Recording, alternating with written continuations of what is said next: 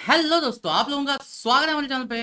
और आज के वीडियो में हम बात करेंगे टॉप 10 सुपर हीरो मूवीज के ऊपर। तो जैसे कि आप लोगों को ऑलरेडी पता ही है कि मेरे चैनल पे मैं हमेशा ऑल सुपर हीरो मूवीज के ऊपर, all Marvel movies, all DC movies की तरह कई सारी वीडियोस डालते रहता हूँ। तो मैंने सोचा क्यों ना मैं मेरी पर्सनल 10 फेवरेट मूवीज कौन सी है वो आपको बता दूं। आपकी इसमें से कौन सी फेवरेट है और कौन सी अनफेवरेट है, कमेंट करके मुझे जरूर बताइएगा। तो चलिए बिना समय गवाए शुरू करते हैं हमारा वीडियो। तो इस वीडियो में 10वें नंबर की जो मूवी है, इस मूवी का नाम है द एवेंजर्स। पहली ऐसी मल्टीपल सुपर हीरो मूवी थी जिसमें 4 सुपर हीरो, जिनके ऊपर ऑलरेडी इंडिविजुअल फिल्म आ चुकी थी, iron man, Hulk, captain America और थॉर, उनको एक फिल्म में लाके एक बड़ी सी फिल्म बनाई गई। और साथ ही साथ दो ऐसे सुपर हीरोज का इसमें इंट्रोडक्शन था, जिसमें एक का नाम था हॉकाय और दूसरे का नाम था ब्लैक विडो।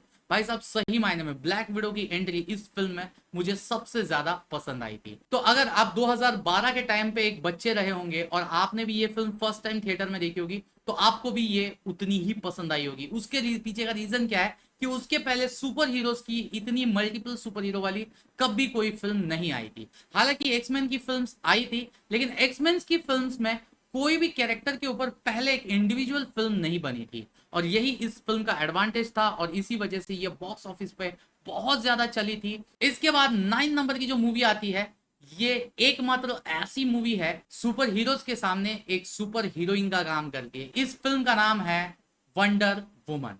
मतलब आज तक आप जितनी भी लेडी सुपर हीरोज की फिल्में देखोगे, वो हमेशा फ्लॉप रही है या बॉक्स ऑफिस पे कुछ खास धमाका नहीं करती है। लेकिन वंडर वुमन जब थिएटर में आई तो इसने सारे पुराने लेडी सुपर हीरो फिल्मों के रिकॉर्ड तोड़ दिए और one of the highest rated movie ये कहलाई गई। और सही में इस मूवी की वजह से गैल गैडोट, जो इस फिल्म की मेन लीड एक्ट्रेस है, इसको वर्ल्ड वाइड फेम मिला और इसकी एक्टिंग के कई सारे लोग दीवाने हो गए। इस फिल्म में कैसी एक छोटी सी लड़की एक बहुत बड़ी वॉरियर बन जाती है और वॉरियर बनने के बाद कैसी वो दुनिया के सामने मंडराता हुआ एक खतरे को अपनी जिम्मेदारी समझ के दुनिया से लड़ने निकलती है। और उसके बाद उसकी जिंदगी में क्या क्या ट्विस्ट एंड टर्न्स आते हैं वो आपको इस फिल्म में देखने को मिलेंगे। One of the best super hero movie है, इसको आप जरूर से देखें। इसके बाद 8वें नंबर की फिल्म आती है कैप्टन अमेरिका सिविल वॉर। मैं हमेशा कहता हूं कि इस मूवी का नाम कैप्टन अमेरिका सिविल वॉर नहीं, बल्कि एवेंजर्स सिविल वॉर ऐसा होना चाहिए था। क्योंकि इस मूवी में थॉर और हल्क के अलावा सारे सुपर हीरोज थे और उसी के साथ साथ दो ऐसे सुपर हीरो इंट्रोड्यूस किए गए थे जिनका नाम था ब्लैक पैंथर और स्पाइडरमैन। और जब इन लोग का इंट्रोडक्शन मैंने इस फिल्म में देखा, मुझे पर्सनली ये फिल्म बहुत ज्यादा सरप्राइजिंग और बहुत ज्यादा एंटरटेनिंग लगी थी। और इस फिल्म की सबसे बड़ी यूनिक पॉइंट क्या था पता है? कि ये फिल्म में कोई हीरो और विलन का वॉर नहीं था, बल्कि एक तरफ कैप्टन अमेरिका और एक तरफ आयरन मैन, इन दोनों के दो ग्रुप्स बन जाते और इन दोनों की एक दूसरे के साथ फाइट दिखाई गई है। एक सीन है जिसमें वो सारे एक दूसरे के साथ लड़ रहे हैं। भाई साहब, वो सीन देखना इतना जबरदस्त था ना, मतलब भाई कोई भी जीते कोई भी हारे, वो सीन का हर पल एंजॉय करने लायक था। आपका क्या ओपिनियन है, कमेंट करके जरूर बताइएगा। क्या आपने वो हर पल को एंजॉय किया या नहीं किया? इसके बाद 7वें नंबर पे मूवी आती है X Men days of future past. Chronologically अगर आप देखोगे तो एक्समैन सीरीज की 7वीं मूवी है। लेकिन मैं आपको एक चीज क्लियर कर बताना चाहूंगा कि इस मूवी को अगर आप डायरेक्टली देखने जाओगे, आपको घंटा कुछ भी समझ नहीं आएगा। इसके लिए आपको पुरानी 6 मूवीज देखनी ही पड़ेंगी। और उनको देखने के लिए अब मैंने ऑलरेडी एक्समैन के ऊपर ये जो वीडियो बनाया है, उसका लिंक मैं आपको नीचे डिस्क्रिप्शन में दे दूंगा। आप इन पूरी मूवीज को देखने के बाद इस मूवी को देखिए और उसके बाद ही आप इस मूवी का डेप्थ अच्छे से समझ पाओगे। इस मूवी में वुल्वरिन जो है, उसको करंट पीरियड से कई साल पीछे भेजा जाता है। क्यों भेजा जाता है और वो भेजने के वजह से क्या वाकई में कुछ चेंज हो जाता है या नहीं होता है, ये आपको इस फिल्म में देखने को मिलेगा। मतलब स्पेसिफिकली जिनको टाइम ट्रैवल की मूवीज देखना पसंद है ना, उनको ये फिल्म बहुत ज्यादा पसंद आएगी। और पर्सनली एक्समैन सीरीज की ये मेरी सबसे फेवरेट मूवी है। और इसके बाद 6 नंबर पे मूवी आती है आयरन मैन। पहली बात बता दूं कि ये मूवी अगर नहीं बनी होती तो आज इतना बड़ा जो मार्वल सिनेमैटिक यूनिवर्स बना है वो कतई नहीं बनता। इस मूवी की कामयाबी की वजह से इतनी सारी मूवीज बनी और जिस तरीके से रॉबर्ट डाउनी जूनियर उसने इस फिल्म में एक्टिंग की है, भाई साहब मैं इसका बहुत बड़ा फैन बन चुका हूँ। और उसके बाद इसने जितनी भी फिल्में की जिसमें छोटे मोटे रोल किए या लीड किया, मैंने हर फिल्म देखी और सारी फिल्में मुझे बहुत ज्यादा पसंद आई।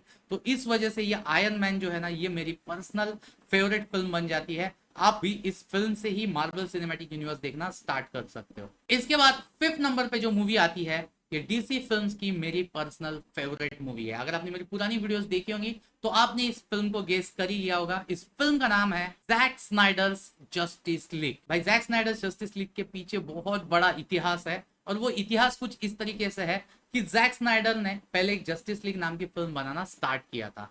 उसके बाद क्या हुआ, उसकी बेटी ने कर ली आत्महत्या। उसने आत्महत्या करने की वजह से इसके ऊपर कोर्ट केस चली और इसको ये जस्टिस लीग फिल्म जो है वो छोड़नी पड़ी। उसके बाद उस फिल्म का काम गया जॉस वेडन के पास, जिसने ऑलरेडी एवेंजर्स 1 और एवेंजर्स एज ऑफ अल्ट्रॉन बनाया था।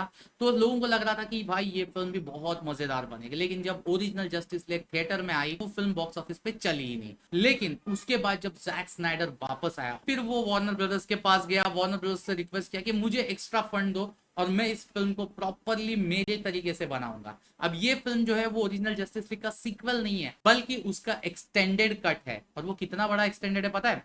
ओरिजिनल जस्टिस लीग सिर्फ 2 घंटे की थी और जैक स्नाइडर की जस्टिस लीग 4 घंटे की थी। लेकिन फिर भी एक पल के लिए भी ये फिल्म आपको कहीं पे भी बोर करने का काम कतई नहीं करेगी। One of the best super hero movie है, इसको आप जरूर से देखिए। इसके बाद 4 नंबर पे जो मूवी आती है, इसमें सिर्फ मैं एक मूवी का नाम नहीं लेना चाहूंगा। इस फिल्म के दोनों भी पार्ट धमाकेदार थे, मजेदार थे। कई बार गूज बम्स आते, कई बार हंसी के फव्वारे छूटते, और साथ ही साथ कई सारे एडल्ट सीन्स भी इस फिल्मों में हैं। इन फिल्मों का नाम क्या है आपने गेस कर ही लिया होगा, डेडपुल पार्ट 1 एंड पार्ट 2। भाई साहब इस फिल्म में रियान रेनॉल्ड्स ने जिस तरीके की एक्टिंग की है ना, आप वाकई में इस बंदे के फैन बन जाओगे। मतलब डेडपुल के ऊपर उसके पहले कोई मूवी या सीरीज बनी ही नहीं थी। सबसे पहली मूवी 2016 की डेडपुल आई, और इस फिल्म में जब ऐसे ऐसे सीन्स आते हैं ना, आपके हंस हंस के भी हालत खराब हो जाएगी। और सही में कुछ एडल्ट सीन तो इतने वियर्ड है, अगर गलती से भी अपने आपके माँ बाप के सामने देखने की कोशिश की ना, आपको डंडे डंडे पक्के पड़ेंगे। और एमसीयू में इसका थर्ड पार्ट आ रहा है, तो वो समझने के लिए भी आपको ये 2 फिल्में देखना जरूरी रहेगा। इसके बाद थर्ड नंबर के जो फिल्म आई है ना, वो अब तक की स्पाइडरमैन की सबसे लीजेंडरी मूवी है।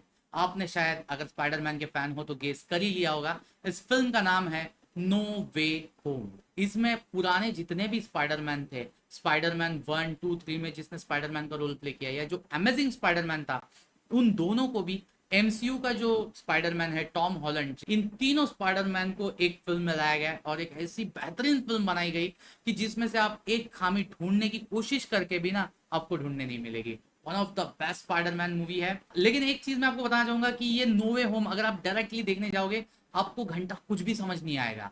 क्योंकि ये फिल्में अगर आपको समझनी है तो आपको पुरानी सारी स्पाइडरमैन की और होम कमिंग वाली स्पाइडरमैन की फिल्में देखनी पड़ेगी, तभी आप ये फिल्म समझ पाओगे। और उसके लिए मैंने डेडिकेटली स्पाइडरमैन के ऊपर ये वीडियो बनाया, इसको आप जरूर से रेफर कीजिए और उसके बाद ये फिल्म देखिए, आपको देखने में बहुत ज्यादा मजा आएगा। इसके बाद सेकंड नंबर पे जो मूवी आएगी ना, इसकी भी एक मूवी नहीं बताऊंगा बल्कि 2 मूवीज है, और ये 2 मूवीज में से पहली का नाम है एवेंजर्स इन्फिनिटी वॉर और दूसरी का नाम है Avengers end game. Avengers infinity war में एक ऐसा ट्विस्ट एंडिंग था, किसी ने भी वो एक्सपेक्ट नहीं किया था। और वो ट्विस्ट एंडिंग देखने के बाद जब लोग थिएटर से बाहर निकले तो एकदम सन्न रह गए थे। मतलब उनको समझ नहीं आ रहा था कि हम जो थिएटर से देख के आ रहे हैं वो क्या देखा। भाई इस तरीके का, इस किस्म का एंडिंग आज तक किसी भी सुपर हीरो मूवी में नहीं दिखाया गया था। अब वो क्या हुआ था वो मैं आपको वीडियो में नहीं बताऊंगा। अगर आपने नहीं देखी है तो आप ये मूवी पहले देखिए, और ये जब एंडिंग आप देखोगे उसके तुरंत बाद आप दूसरी देखे बगैर रह ही नहीं पाओगे। और सोचो,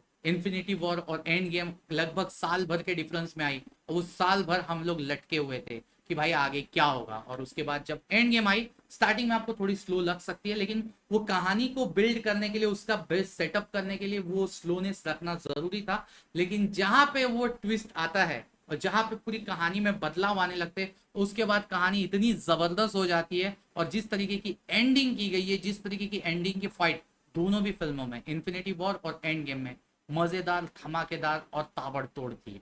तो one of the best super hero movies में इन दोनों मूवीज को हमेशा गिना जाएगा, और इस फिल्म का विलन थैनोस, उसको हमेशा सलामी दी जाएगी। अभी ये सब देखने के बाद आप सोच रहे होंगे यार साला इसने पहले नंबर पे मूवी कौन से रखी है, लेकिन मैं आपको पहली नंबर की मूवी बताने से पहले एक बोनस मूवी बताना चाहता हूँ।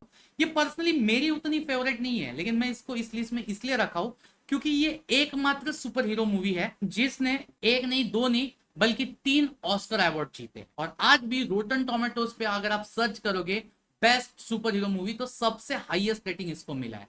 अगर आप ये सब जानकारी रखते हो तो आपने ऑलरेडी गेस कर लिया होगा, और नहीं गेस कर लिया तो बता दो, इस फिल्म का नाम है ब्लैक पैंथर। भाई चैडविक बोसमन एक ऐसा बंदा जिसको अपनी कामयाबी मिली इस फिल्म से, और आज वो इस दुनिया में नहीं रहा क्योंकि उसको उसके बाद कैंसर डिटेक्ट हुआ। ये फिल्म जब आई थी तो किसी ने भी एक्सपेक्ट नहीं किया था कि ये फिल्म बहुत बड़ी हिट होगी, लेकिन जब ये फिल्म आई तो भाई साहब ये इतनी बड़ी हिट हुई, और हिट हुई तो हुई, उसके साथ साथ 3 ऑस्कर मिले। भाई खतरनाक फिल्म है, इस फिल्म को आप जरूर से देखिए। अब मैंने पर्सनल लिस्ट में इसलिए नहीं रखी क्योंकि जब ये फिल्म में देखा ना, उसके पहले मैं कई सारी सुपर हीरोज की मूवी देख चुका था, इस वजह से ये फिल्म मेरे पे इतना इम्पैक्ट नहीं डाल पाई। लेकिन ओवरऑल क्रिटिक्स ने इस फिल्म को बहुत ज्यादा पसंद किया, और कई सारी ऑडियंस की ये फेवरेट फिल्म है, इसको आप जरूर से देखिए। खैर अभी बढ़ते हैं हमारी नंबर 1 मूवी की तरफ। अब मैं बताना चाहूंगा कि ये नंबर 1 की मूवी मूवी नहीं है, एक मूवी ट्रायोलॉजी है।